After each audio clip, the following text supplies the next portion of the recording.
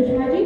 इसके बाद मैं आमंत्रित कर रही हूँ मुंबई से यहाँ पधारे डॉक्टर अरिहंत जी कि युवा इनसे कैसे जुड़े, प्राकृत भाषा से कैसे जुड़े, इस विषय पर। और इसके बाद डॉक्टर सत्येंद्र जी दमोह से हैं, वो तैयार रहेंगे। नमो जनार्दन। सम्मानीय मंच, सभी वरिष्ठ विद्वानों को प्रणाम एवं सभी मनीषियों को प्रणाम। मैं डॉक्टर अरिहंत कुमार जैन, मैं centre for studies in Jainism K J Somaiya institute of Dharma studies Somaiya Vidya Vihar university में असिस्टेंट प्रोफेसर हूँ। और हमारे यहाँ भी जैनिज्म एवं प्राकृत में एमए होता है, सर्टिफिकेट कोर्सेज हैं, डिप्लोमा कोर्सेज हैं, पीएचडी होती है और अनेक वर्षों से इसमें विद्यार्थी जुड़े हुए हैं और इस विषय पे काम कर रहे हैं। अभी जैसा कि आप सभी ने सुना, सभी लोग कह रहे हैं कि इस प्राकृत को शास्त्रीय भाषा का दर्जा मिला है, लेकिन ये अभी की बात है। लेकिन सम्राट अशोक ने अपने समय में प्राकृत भाषा को आधिकारिक राजकीय भाषा का दर्जा पहले ही दे दिया था।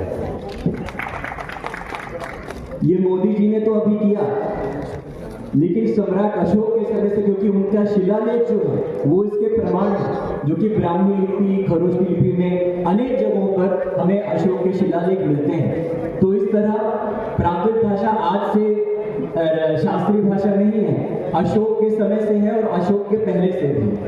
तो इस तरह, और अगर इसकी बात की जाए प्राकृत के संरक्षण और संवर्धन की, तो हमारे पास सबसे अच्छी इंस्पिरेशन एक भाषा है, वो है हिब्रू भाषा, जो कि लगभग 2000 वर्ष तक प्रचलन में नहीं थी।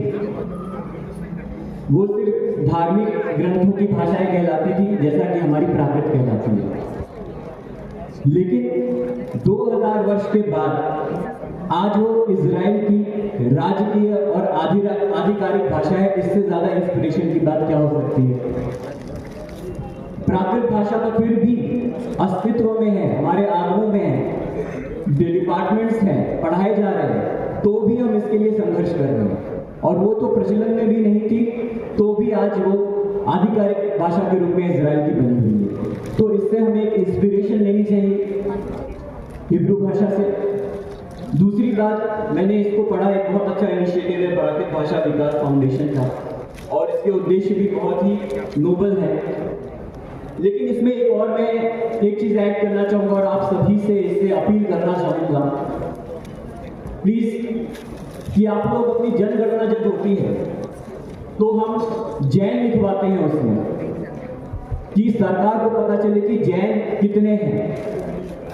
और जब भाषा की बात आती है तो हमें उसमें भाषा प्राकृत लिखवानी है, तो सरकार को पता चले कि प्राकृत बोलने वाले भी बहुत हैं। तब जाके ये जितने भी काम हैं, ये बेसिक लेवल के काम हैं, हम आगम पढ़ा रहे हैं, कोर्स बना रहे हैं, ये बहुत बात की बात है। लेकिन जब रूट कॉज की बात करते हैं, जब रूट लेवल की बात करते हैं, तो हमें अपनी भाषा जब जनगणना होती है तो उसमें हमें अपनी भाषा प्राकृत लिखवानी चाहिए, जिससे सरकार तक ये बात पहुंचे कि प्राकृत बोलने वाले जैन हैं और भी लोग हैं। जैसे कि महाराष्ट्र में भी प्राकृत को लेकर बहुत सारी बातें होती हैं। इसमें एक और चीज ऐड करना चाहूंगा, इसमें 34वें नंबर का जो इसमें आया है प्राकृत, ये 35वें, कि प्राकृत भाषा जन जन की है, जाति धर्म से इसका कोई संबंध नहीं। इस पुष्ट अवधारणा को स्पष्ट रूप से विकसित करना। कैसे विकसित होगा ये? क्योंकि हम तो सिर्फ जैन आगमों की बात कर रहे हैं। जैन आगमों की जब तक बात करेंगे और जब तक इसको धार्मिकता से जोड़ेंगे, तब तक विकास में हमेशा कुछ ना कुछ प्रॉब्लम्स आती रहेंगी। प्राकृत भाषा के साहित्यिक सौंदर्य को प्रस्तुत किया जाए, इसके काव्यात्मक सौंदर्य को प्रस्तुत किया जाए, इसके गद्यात्मक सौंदर्य को प्रस्तुत जब तक नहीं करेंगे सरकार के सामने, और अपना धर्म है कि जैनों की भाषा है, जैन आगमों की भाषा है, और आप जानते हैं जैनों को लेकर थोड़ा सा तो रहता ही है लोगों को, तो इसको धार्मिकता का चोला ना पहनाए, इसको लिंग्विस्टिक वे में जो भाषा वैज्ञानिक तरीके से इसके सौंदर्य को दर्शाएंगे, तो जाके हम प्राकृत को और ऊंचा और आगे तक बढ़ा सकेंगे और इसको जनरलाइज करें, उसको डेली भाषा में ना उसको रखें, इसको जनरलाइज किया जाए, जो कि इसमें लिखा भी है। लेकिन हम अभी तक जितनी बात करते हैं वो अपने जैन नाटकों की, क्योंकि बहुत सारे खंड काव्य हैं, महाकाव्य हैं और बहुत नॉन जैन लिटरेचर भी प्राकृत में लिखा गया है, उसको भी हाईलाइट करें, क्योंकि हम भी आग्रह से ग्रसित रहेंगे तो वो लोग भी आग्रह से ग्रसित रहेंगे। इसलिए हमें प्राकृत को आगे ले जाना है तो हमें जनरलाइज करना पड़ेगा इसको, ये सबसे बड़ी इसमें बात है। तो ये कुछ पॉइंट, एक तो आप जब अपने भाषा जो है जैन जाति और अपनी भाषा प्राकृत लिखवाएं, इससे आगे जाएगा। एक दो पॉइंट्स में अपनी बात लेके अपनी बात को विराम दूंगा। जैसा कि हाँ, एक चीज और है, बहुत मैं छोटी छोटी बातें कर रहा हूँ, बहुत बड़ी बातें नहीं कर रहा हूँ। हम लोग आगम पढ़ाते हैं अपने, तो आगम पढ़ाते हैं तो हम लोग भी उन आगमों को प्राकृत भाषा से नहीं जानते, माने प्राकृत भाषा में उसका बोलते नहीं है, समय सार बोलते हैं, पंचास्त्री काय बोलते हैं, प्रवचन सार बोलते हैं। हमें इन आगमों के नाम जो ओरिजिनल है वही लेने चाहिए, समय पाहो, पवियण सार, पंचती काय।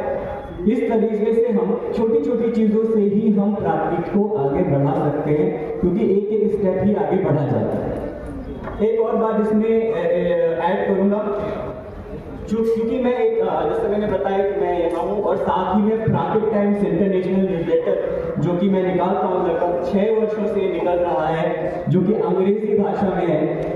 वो एक मेरा प्रयास है, एक इनिशिएटिव है कि ग्लोबल लेवल पे मैं प्राकृत, हम सब मिलके प्राकृत को, प्राकृत भाषा लिटरेचर को इसको ले जाए। अंग्रेजी भाषा में बहुत लोग पूछते हिंदी में क्यों नहीं है, मैंने कहा कि हिंदी में तो अपने बहुत सारे विद्वानों के हमारे पत्रिकाएं आती रहती हैं, लेकिन जब हमें ग्लोबल लेवल पे इसको पहुंचाना है तो हमें उन्हीं की भाषा में अपने लिटरेचर को पहुंचाना पड़ेगा।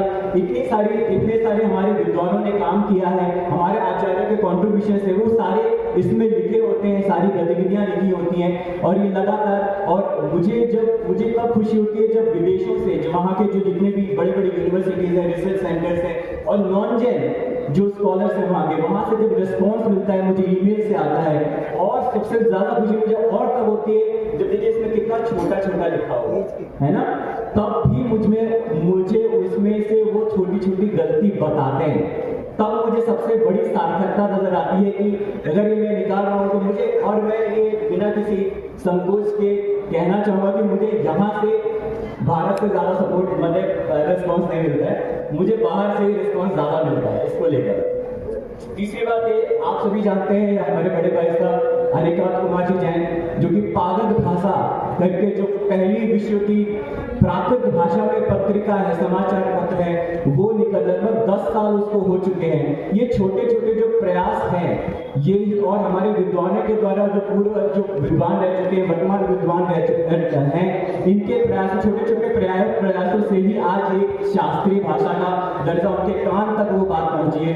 एक मीडिया प्राकृत की संकल्पना जो 22 साल में की, ये प्राकृत को आज का जो मीडिया चल रहा है उस भाषा में, मीडिया के थ्रू हम प्राकृत भाषा को बचाया। उन्हीं से इंस्पिरेशन लेके मैंने अंग्रेजी में प्राकृत टाइम्स इंटरनेशनल न्यूज़लेटर की भी बात की। और तीसरी बात, एक लास्ट बात बोलूंगा, हमारे पिताजी प्रोफेसर फूलचंद जैन जी से आप सभी लोग परिचित हैं, और अभी संभाषण शिविर की बात भी इसमें चल रही है। लगभग कुछ साल पहले मेरे ख्याल से, जहाँ तक मेरी जानकारी, पहला संभाषण शिविर प्राकृत का श्यामवाद महाविद्यालय में उन्होंने आयोजित किया था, और वो बहुत सफल रहा था, जिसमें जैन, नॉन जैन, BHU के, संप्रदाय के बहुत सारे उसमें किए थे। तो संभाषण शिविरों को, संगोष्ठियों के साथ साथ संभाषण शिविरों पर भी ध्यान देना चाहिए, जैसा कि ये संस्कृत भारती करती है और आगे बढ़ती है। हमारी जो दीदी हैं, हमारी डॉक्टर इंदु जैन राष्ट्र गौरव, वो अभी माइनॉरिटी कमीशन में जो विशिष्ट मेंबर के रूप में वहां पर है, एक्सपर्ट मेंबर के रूप में, वो प्राकृत भाषा